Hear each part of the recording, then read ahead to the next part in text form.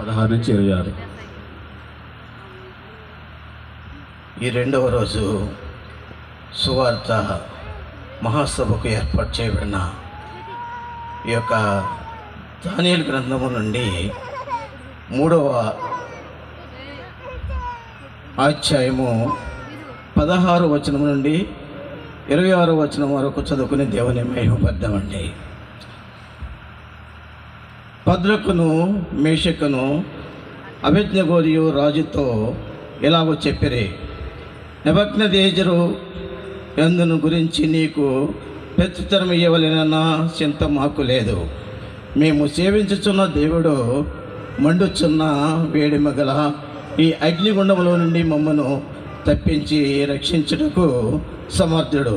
మరియు నీ వశమున పడకుండా ఆయన మమ్మను రక్షించును.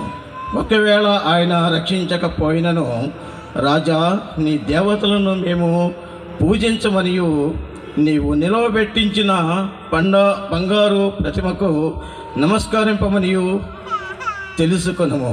అందుకు నెబుకద్నెజరు అత్యాగ్రహము నొందినందున షడ్రకు మేషకు అబేద్నెగోరు అను వారి విషయములో ఆయన ముఖము వికారమయ్యను గనుక గుండము ఎప్పటికన్నా 7 అంతలు వేడిమిగా చేయమని ఆజ్ఞ ఇచ్చాను.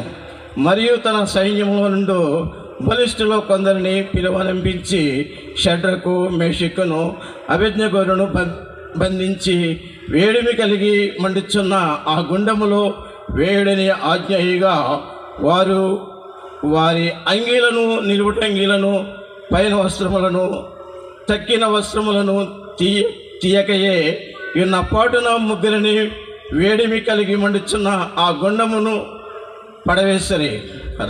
రాజాజ్ఞ తీవ్రమైనందున గుండము మిక్కిలి వేడిగలనందును షడ్రకు మేషకు అబేద్నెగోరులకు విసిరివేసిన ఆ మనుష్యులు అగ్ని జ్వాల చేత కాల్చబడి చనిపోయిరి.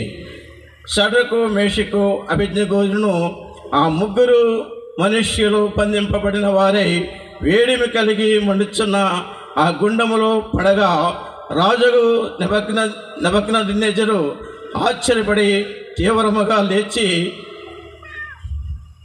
మేము ముగ్గురు మనుష్యులను బంధించి ఆ అగ్నిలో వేసితిమి కదా అని తన మంత్రులను అడిగాను. వారు రాజా సత్యమే అని రాజుతో ప్రత్యుత్తరం ఇచ్చిరి. అందుకు రాజు, నేను 4 మనుష్యులు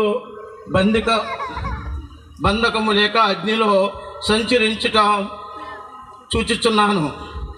వారికి హాని ఏమీ కలగలేదు. 4వ వాని రూపము దేవతల రూపమును బోలినదని వారికి ప్రత్యుత్తరం ఇచ్చాను. అంతటా నెబుకద్నెజరు వేడిమి కలిగి మండుచున్న ఆ గుండము వారికి దగ్గరకు వచ్చి, షడ్రకు మేషకు అబేద్నెగోరు వారులారా, మహోన్నతుడగు దేవుని సేవకులారా, బయటకు వచ్చి నా యొద్దకు రండని పిలువగా షడ్రకు మేషకు అబేద్నెగో ఆ అగ్నిలో నుండి బయటకు వచ్చిరి. దేవుడి వాక్యము దీవించి ఆశీర్వదించును గాక. ఆమేన్.